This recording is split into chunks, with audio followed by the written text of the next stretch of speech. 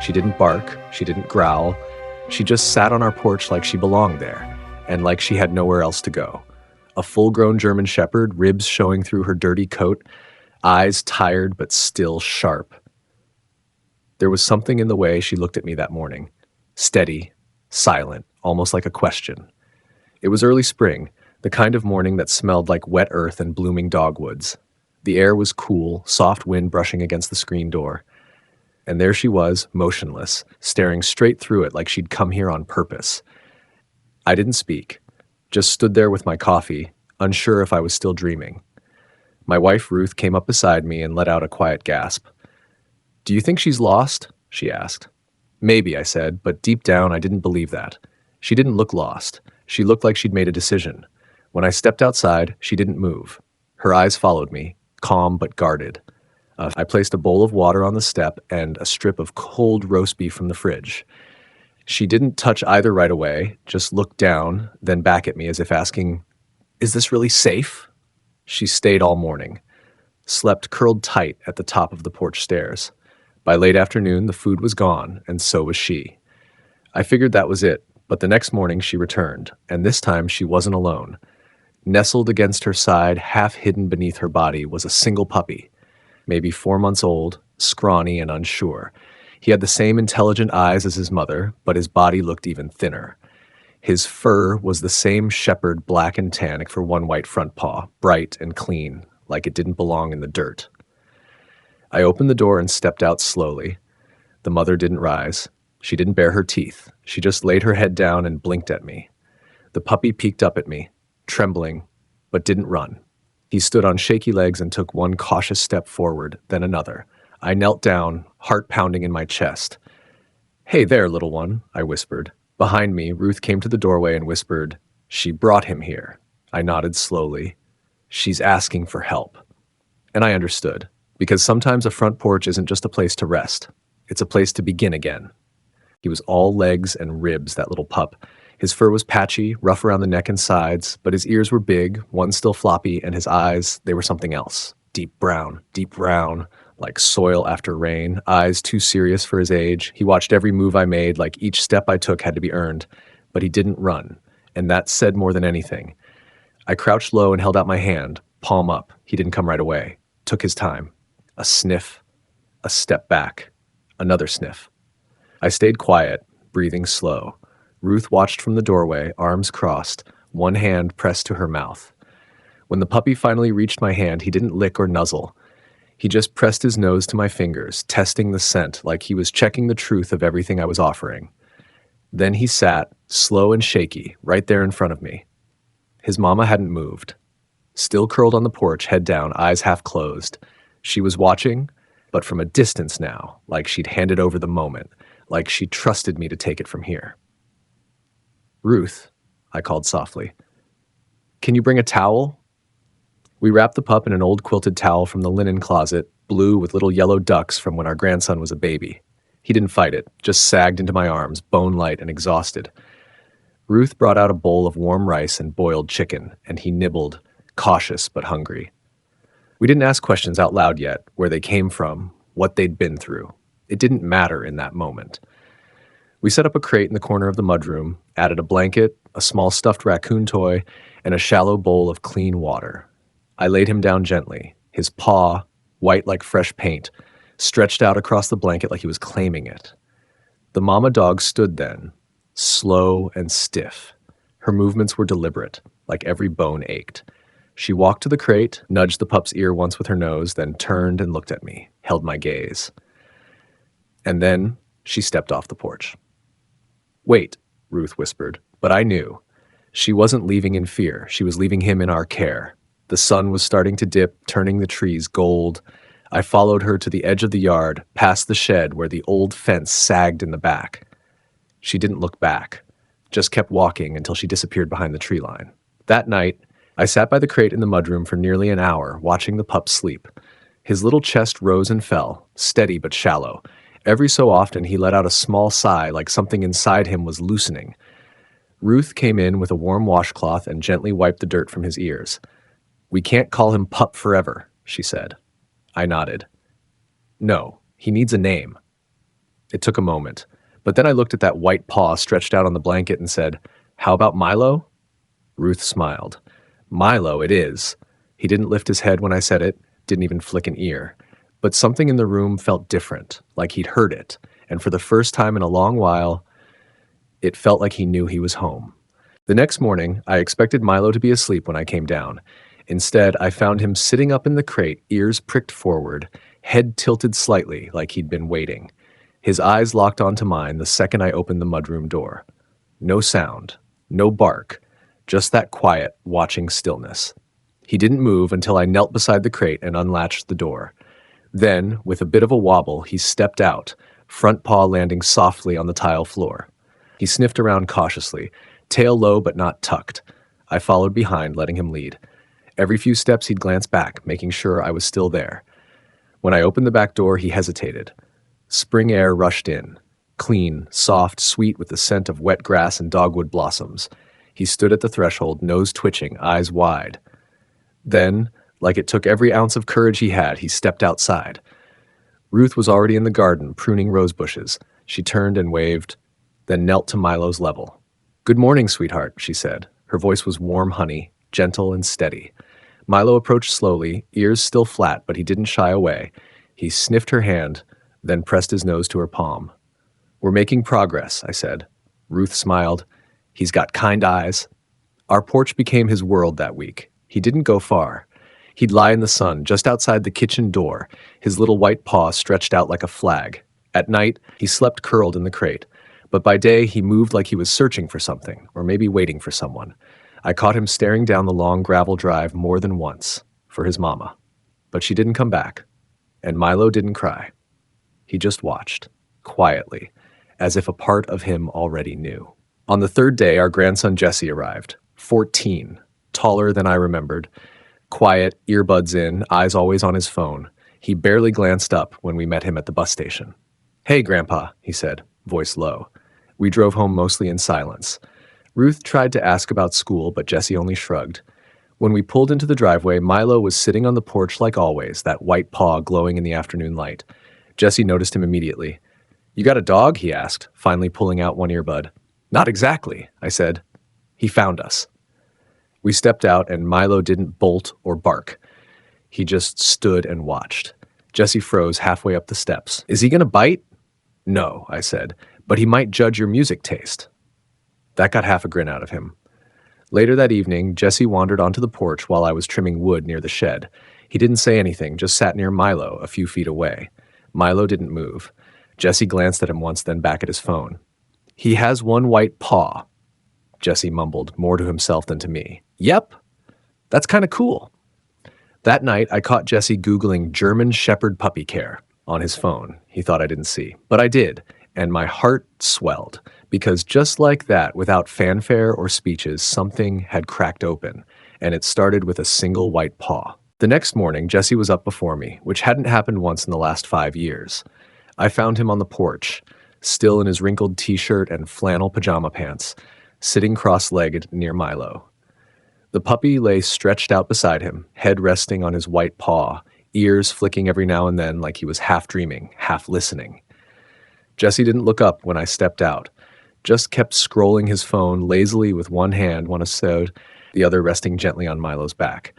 "He followed me out," Jesse said, casual like it wasn't a big deal. But it was. "Guess he likes you," I said.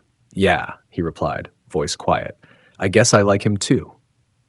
By breakfast, Milo was glued to Jesse like they'd grown up together. He followed him through the house, down the hall, onto the back deck. When Jesse sat, Milo sat. When Jesse stood, Milo's ears perked. We had to laugh when Jesse tried to sneak into the pantry for cookies, and Milo, all on his own, stood watch by the door like some tiny security guard. That day, Jesse asked if we had any old tennis balls. I found a cracked one in the shed. He tossed it gently, and Milo didn't know what to do at first, just stared, confused, tail twitching. But after a few more tries, he started chasing it, clumsy and chaotic, tumbling over his own paws. Jesse laughed out loud, really laughed, and for a moment I saw a flash of the boy he used to be, before the middle school awkwardness, the earbuds, the distance. Ruth stepped out onto the porch with lemonade and leaned on the railing, watching them.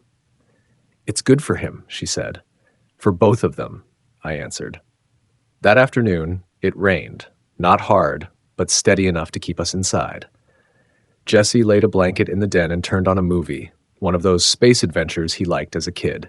He stretched out with Milo tucked in beside him, the pup's head on his chest, rising and falling with each breath. I stood in the doorway for a while, just watching. The dog who couldn't meet my eyes a week ago now slept soundly on my grandson's heartbeat. And Jesse, who hadn't looked up from a screen in years, was still, centered, present.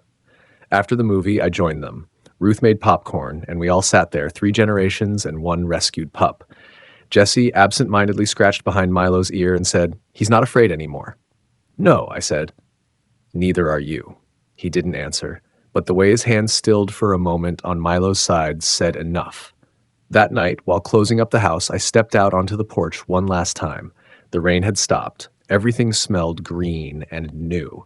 I turned to go back in, but something caught my eye near the edge of the yard. A shape. I squinted. It was her, the mama dog. She stood still halfway between the woods and the fence line, just watching the house. The moonlight hit her just enough for me to see her eyes. She didn't move forward, didn't come closer, but she stayed long enough for me to understand. She was checking on her son. I raised a hand, slow and respectful. She dipped her head once, barely more than a nod, and then she was gone. The next day, Jesse asked if we could build Milo a little shelter on the porch. "Not a doghouse," he said, "just something nicer." So we spent the morning clearing the corner near the swing where the sun hit just right in the afternoon. I pulled out some leftover cedar planks from the barn, and we laid out a design on the grass. Jesse sketched ideas in a dusty old notebook I hadn't seen him touch in years. It felt like the kind of project his dad might have helped him with if things had been different, if he still called, if he still showed up. Ruth brought us lemonade and offered to paint the shelter once we finished. "Something cheerful?" she said, brushing sawdust from Jesse's shoulder. "Yellow, maybe?" Jesse shrugged. "Milo's color feels more like green." She smiled. "Then green it is." By mid-afternoon, the basic frame was up, and Milo had already wandered inside twice like he'd been supervising the whole process. Jesse laughed every time the pup bumped his head on a beam that wasn't sanded yet, then reached out and said, "Easy, dude, we're not done." The bond between them was growing stronger by the hour. Not in loud ways, no tail chasing or big licks, just little things. Milo sitting closer, she talking more. Both of them slowly unwinding into something softer, something safer. Later that evening, after dinner, I found Jesse outside again. He was lying on the grass, eyes toward the sky. Milo stretched out beside him. Fireflies flickered around them. The air was warm, thick with the scent of honeysuckle and wet soil. "They ever come back?" Jesse asked suddenly. "Who?" "The dogs that leave, like his mom." I sat down beside him. "Sometimes, but not always." "She came to say goodbye," he said. "I saw her last night, out by the trees." I looked over at him, surprised. "You saw her too?" He nodded. "She didn't come closer, just looked at us, like she needed to make sure he was okay." "She did the hard part," I said quietly. "Now it's our turn." Jesse reached out and ran his fingers through Milo's fur. I don't think she was scared, just tired. We sat in silence for a while, the kind of silence that only lives between people who are really listening to the same invisible things. That night, Jesse asked if Milo could sleep in his room. Ruth looked at me. I looked at her. "Only if you wash that pile of laundry off your bed," I joked. He grinned. "Deal." We found an old dog bed and carried it upstairs. But when I checked on them later, Milo wasn't in the bed. He was curled beside Jesse, half under the covers, his white paw resting on the boy's chest like a promise. And Jesse? He was fast asleep, mouth slightly open, one hand gently draped across Milo's back. They looked like they'd been built for each other. Like maybe, in some quiet way, they had. The next morning, I woke up to the sound of footsteps creaking across the porch. Not hurried, not loud, just deliberate enough to make me pause before pouring coffee. I opened the door and found Jesse already outside, dressed, eyes scanning the tree line like he was expecting something. He turned when he heard me and said, "She's not coming back, is she?" I didn't answer right away, just handed him a mug of warm cocoa Ruth had made for him. "I don't think so." He looked down at Milo, curled beside the swing, tail thumping softly. "Do you think she knew this was the right place?" I sat next to him. I think she knew where safety was, and maybe she knew you needed him as much as he needed you. Jesse didn't reply, but the way he leaned against my shoulder for half a second told me he heard every word. That day, we took Milo to the vet in town. He trembled a little when we got out of the truck, but Jesse carried him inside, arms wrapped firm, whispering into his ear the whole way. I caught bits and pieces. "You're okay. I've got you. Not leaving." The vet was gentle, kind-eyed, and patient. She examined him carefully, checked his ribs, ears, teeth, that white paw. "He's underweight, but he's a strong little guy," she said. "About 4.5 months. You've done right by him." Jesse looked proud. He held Milo while the vet gave him his shots, and when the puppy whimpered, Jesse pressed his forehead gently to his and whispered, "I know. I hate needles too." We picked out a collar afterward, green just like Jesse said. Bright green with a brass tag that read, "Milo. Loved." Driving home, Jesse was quiet, staring out the window while Milo curled up in his lap. When we pulled into the driveway, he didn't move to get out right away. "He's going to grow fast," Jesse said suddenly. "Yep. Like, he's not always going to be this small." I smiled. "That's how it goes." Jesse nodded slowly.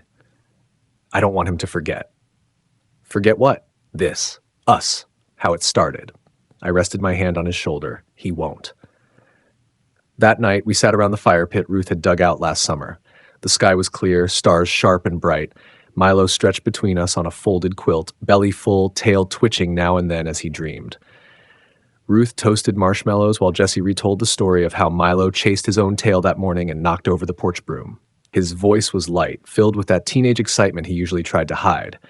Milo's ears twitched as if he recognized his name in the laughter. At one point, Jesse looked across the fire at me and said, "You think he remembers where he came from?"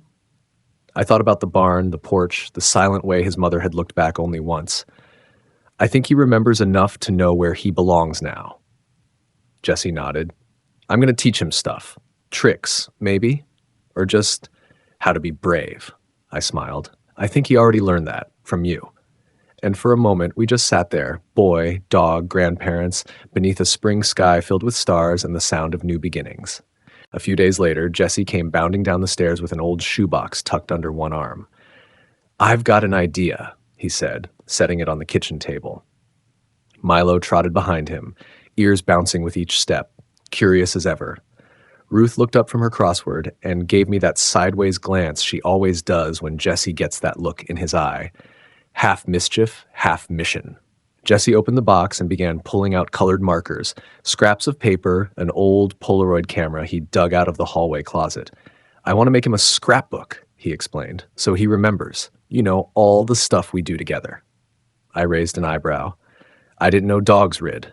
Jesse rolled his eyes but smiled. "It's for me too. For later, when he's big." That afternoon, we all got involved. Ruth helped Jesse glue a strip of fabric from the towel we first wrapped Milo in onto the first page. I found the photo I'd taken on the day we built his shelter, the one with Jesse crouched beside Milo under the unfinished roof, both of them squinting into the sun. Jesse titled the first page, "The Porch Where He Chose Us." By the end of the day, there were 5 pages. One with a pressed dogwood flower from the path where Jesse first walked Milo. One with Milo's green collar packaging, size small circled in blue ink. And one page blank with a heading Jesse had already written in permanent marker, "First time he ran without looking back." The next morning, we took Milo to the big pasture behind our property, where the tall grass hadn't yet been cut for spring. It stretched all the way to the creek, soft and gold in the morning sun. We unhooked his leash. Milo didn't run, not at first. He stood still, ears up, nose twitching in the breeze. Jesse crouched beside him, whispering, "It's okay. Go on." And then, like something unlatched in his chest, Milo bolted. It was clumsy at first, 2 fast paws, little stumbles, a wild tail that couldn't decide what it was doing. But then he found rhythm. He dashed through the tall grass, ears flying, mouth open in something that looked like joy. Jesse took the photo right as Milo leapt over a log. Midair, legs stretched, the white paw catching a flare of sunlight. He came back eventually, panting, tail wagging, eyes brighter than we'd ever seen. He collapsed at Jesse's feet like he'd just climbed a mountain. Jesse crouched and held his face nose to nose. "You looked like lightning," he whispered. That night, Jesse added the photo to the scrapbook. He didn't say anything, just pressed it down carefully and traced the edges with his thumb. He left the caption blank. Later, I found him asleep on the couch, Milo curled in the crook of his knees. The scrapbook was open on his chest. I looked at the newest page. Under the photo of Milo mid-leap, Jesse had written 3 words, "He's not afraid." The storm rolled in fast, faster than the forecast said it would. One minute we were sipping lemonade on the porch, watching Milo chase bugs in the grass, and the next, the sky was swallowing itself, turning the soft spring light into something sharp and gray. The wind kicked up like it had a point to make, rattling the chimes Ruth had hung last year, and the first drops hit the wood with the urgency of something coming undone. "Milo," Jesse called, jumping up from the swing, but the puppy was already gone. It took us both a second to realize it. He'd been right there, right in the yard, not 10 feet away. Now the space was empty. No bark, no paws on the steps, just wind and rising rain. Jesse's voice cracked. He was right there. We both bolted from the porch, eyes scanning the trees, the side yard, the edge of the pasture. "Milo," Jesse shouted again, louder this time, panic tightening his voice. He turned in circles, breathing fast, soaked to the bone in seconds. "Milo, come on, buddy." I grabbed the flashlight from the shed and tossed Jesse a coat. "Start by the shelter. I'll take the backfield." The rain made everything blurry. The grass slapped at our shins, thunder grumbled low in the hills, and all I could think was how small Milo still was, how little he understood of the world outside this property, and worse, how much of it didn't care if he was scared or hurt or alone. I searched the barn, the shed, the garden path. Nothing. But Jesse, he was a blur of motion, calling, stumbling, eyes wide with something deeper than worry. I found him standing near the old fence line, hair plastered to his forehead, his hoodie clinging to him like a second skin. "Jesse," I called. "We'll find him, but we have to slow down." He didn't answer, just kept scanning the trees. "He wouldn't just run," he said. "He never goes far." I nodded, "unless something scared him. Thunder, a scent." Or instinct, I thought. Some part of him that still remembered being left behind. Jesse shook his head, hands balled into fists. "What if he thinks we left him?" That hit me hard. I reached out and gripped his shoulder. "We didn't, and we won't." We turned back toward the house, just to regroup. And then I saw it, muddy paw prints on the porch, sharp and shallow, heading toward the road. "He went east," I said. Jesse was already moving before I finished. We followed the prints for nearly 20 minutes through the thickets and past the old creek bed, Jesse slipping twice in the mud but never slowing down. The rain eased to a drizzle, and just as the clouds broke open, we saw him. Milo. Tucked under a low-hanging pine, his green collar soaked, eyes wide. He was trembling, ears flat, but he didn't bolt, just looked up at Jesse like he'd been waiting. Jesse dropped to his knees in the mud, arms open. Hey, it's okay. I got you." Milo crawled forward and buried himself into Jesse's chest. That's when Jesse broke. Not loud, not dramatic, just a soft, shaking sob buried in the fur of the dog he'd thought he lost. I stood there for a moment, letting it all sink in. The storm, the fear, the weight of caring deeply for something you can't fully protect. And then I knelt beside them and whispered, "Let's go home." Because he had come back. Not by accident, not out of confusion, but because no matter how far he'd gone, he remembered where his heart lived now. And he came back to it. Back at the house, we didn't say much. We peeled off soaked clothes, toweled off Milo, set a blanket by the fire, and just sat there. 3 bodies close together, steam rising from the warmth of the flames. Ruth handed Jesse a mug of hot cocoa, and he took it with both hands, still shivering a little, his eyes never leaving Milo. Milo lay curled at his feet, head resting on that white paw like nothing had happened, like the storm, the chase, the fear. None of it had stuck to him. But Jesse was different. Something had shifted. I watched the boy watch the dog, his knuckles still white around the mug. Then he whispered, almost too quiet to hear, "I thought I lost him." Ruth leaned over and placed a hand on his knee. "But you didn't." He nodded, but his jaw clenched. I didn't even know I could feel like that. I understood. Sometimes it's not the losing that breaks you, it's the realizing how much you had to lose in the first place. That night, Jesse asked to sleep in the living room. "Just in case he wakes up scared," he said. We didn't question it. We left them there. Milo curled up beside the fireplace, Jesse wrapped in a quilt beside him, one hand resting gently over the puppy's back like he was anchoring both of them to the floor. By morning, the sky had cleared. The earth smelled clean again, the kind of fresh that only comes after a storm's been through and taken all the weight with it. Jesse and I sat on the porch drinking orange juice, Milo asleep in the sun between us. He ran because he was scared, Jesse said, but he came back because he knew where to go. I nodded slowly. He trusted that we'd still be here. He trusted me, Jesse said. And there was pride in it, but also something gentler, something sacred. Later that day, Jesse pulled out the scrapbook again. He opened to the last page and stared at it for a long time, blank but waiting. "What do I call it?" he asked. "That moment, when I thought I lost him." I thought about it, about the rain, the chase, the relief, the way Jesse had held Milo like the world depended on it. "Call it the test," I said. He wrote it down in careful letters, then taped in a photo I hadn't even known Ruth took. Milo asleep by the fire, Jesse's arm around him like a shield. Under the photo, Jesse wrote, "Sometimes love has to run away just to see if it'll be followed." I didn't add anything. I didn't need to. Because what Jesse had just written, what he'd lived, was more than a page in a book. It was the heartbeat of the whole story. A few days later, Jesse asked if we could take Milo back to the spot where it all began. "To the porch?" I asked. He shook his head. "Before that, the road, the woods, where she brought him to us." There was something in his voice, an ache, maybe, or unfinished business.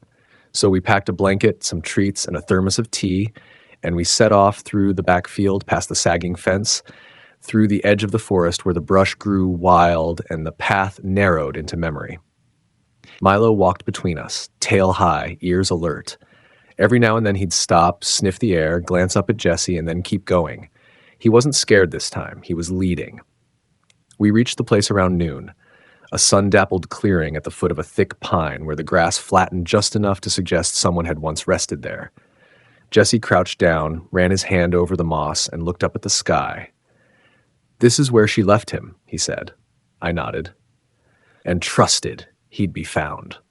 Milo wandered a few feet away, nose to the ground, then suddenly paused, ears perked, eyes locked on something in the weeds. Jesse rushed over just as Milo tugged out an old cloth scrap, faded and torn, like it had once been part of a blanket. Something familiar, something left behind. Jesse knelt beside him and held the fabric in his hands. It smelled like earth and time and maybe just a little like her. "She left this with him," he said, voice barely above a whisper. "Maybe it was all she had," I said. Jesse folded the cloth gently and slid it into his pocket. Then he sat on the ground, Milo crawling into his lap without hesitation. They sat there for a long time, boy and dog, sun painting gold across their backs. After a while, Jesse spoke again. "You think she ever wonders how he's doing?" I looked out across the trees. "I think she knows." He nodded slowly. "I want to remember this spot, like make it his." So we did. We found a flat stone and carved into it with Jesse's pocket knife. This is where Milo began. We planted a ring of daffodils around it, bright, yellow, blooming like small sunbursts against the green. That night, Jesse added a new page to the scrapbook, a Polaroid of the stone, another of Milo rolling in the grass with a blurry daffodil petal stuck to his nose. The caption read, "The place she let go, the place we held on." Ruth cried when she saw it, not loud, just the kind of tears that slide quietly and clean down the cheek. And for the first time, I realized this story wasn't just about a dog. It was about trust, about showing up, about answering the silent question someone asks when they choose your porch and look at you like, "Will you be my safe place?" And without a word, you say yes. By the time April melted into May, Milo had become part of our rhythm. Morning coffee came with muddy paw prints on the porch. Evening sunsets came with the soft thump of a tail against Jesse's leg. Every room in the house had traces of him now, nose smudges on the windows, tufts of fur caught in corners, the faint jingle of his collar somewhere always close by. But it was Jesse who changed most. He smiled more, laughed without looking around to see who was watching. Spoke first in conversations. He started taking his earbuds out when people were talking, started asking questions, started helping. One morning, I caught him brushing Milo's fur on the porch while actually humming, to himself. "I signed up to volunteer at the shelter," he told me later. "Once a week, just walking the dogs, in case there's another Milo waiting." My throat tightened. I just nodded. They'll be lucky to have you. And then came the day we knew was coming. Jesse's last day before heading home for the summer. He'd packed his bag the night before, quiet and slow. Milo sat next to it, tail flat, ears pulled back, not fearful, but sensing something changing. On the morning of his departure, Jesse knelt by Milo's side, his hands buried deep in the dog's thick fur. "You're staying here," he whispered. "But I'll be back. Okay? I promise." Milo licked his chin once. No sound, just the soft press of nose to skin. The language of trust they had built from nothing. We drove to the station in silence, save for the radio humming low in the background. Ruth and I waved as Jesse boarded the bus, his face pressed against the window until it pulled away. When we got home, Milo was waiting on the porch. He walked to the edge of the steps, sat down with his front paw, his white paw, resting just over the lip of the wood, watching the road. I sat beside him, reached down, and let my hand rest gently on his back. "You miss him already," I said. Milo didn't look at me. He just kept watching. Later that evening, Ruth handed me an envelope. Jesse left this on the kitchen table. Inside was a photo, the two of them curled up under the quilt, both fast asleep, and a note scrawled in Jesse's uneven handwriting. "Thank you for trusting me with him. I didn't know I needed someone to believe in me. Now I want to be that person for someone else." I looked down at Milo, who had finally stretched out beside the swing, breathing slow and steady. He didn't need to be taught how to love. He just needed to be given the space to feel safe enough to offer it. And Jesse, well, he learned the same thing. Maybe we all did. Some stories don't end. They settle in. They keep unfolding in quiet ways, like a paw print drying on old wood, like a boy's laughter echoing from one summer into the next. Milo still waits by the porch every afternoon around the time Jesse used to come home from school. He doesn't whine. He doesn't pace. He just sits, ears up, eyes on the gravel road like he remembers that every goodbye in this house comes with a promise to return. I watch him from the kitchen sometimes. That white paw of his, resting on the edge of the porch step, has become a kind of compass for me. It points not north or south, but back to the moment he first arrived, shaking and silent, and to the boy who bent down and chose to love him, even before he could trust the world again. When Jesse calls now, he always asks about Milo before anything else. Ruth keeps a little notebook on the counter just for updates. Chased a butterfly, chewed Jesse's old shoe, and slept on your bed again. And every Sunday we mail him a Polaroid, Milo in the wildflowers, Milo in the garden, Milo by the green doghouse they built together. Jesse's scrapbook grows even when he's not here to fill it. This spring, the daffodils bloomed early. I walked out to the clearing where Jesse and I planted them, just beyond the woods, where that flat stone still rests. This is where Milo began. The carving is weathered now, but it's still there, still true. Sometimes I wonder if Milo remembers his mother, if he dreams of her soft eyes, her tired body curled around him that one last night. If somewhere in the hush of his bones he carries the courage she left him with. But most of the time, I just watch him nap in the sun, content and safe, and I know that whatever came before has finally let him go. We didn't set out to change anything. We didn't expect a story like this. But when Milo chose our porch, he gave us all a second chance to believe, to heal, to be needed in the simplest, most honest way. And that's what this story really is. It's not about rescuing a dog. It's about what happens when a soul, however small, however scarred, gives you the chance to show up. So if this story touched your heart, please share it, because somewhere out there, another paw is waiting, and your voice might be the one that helps it find home. Be their voice. Be their hope.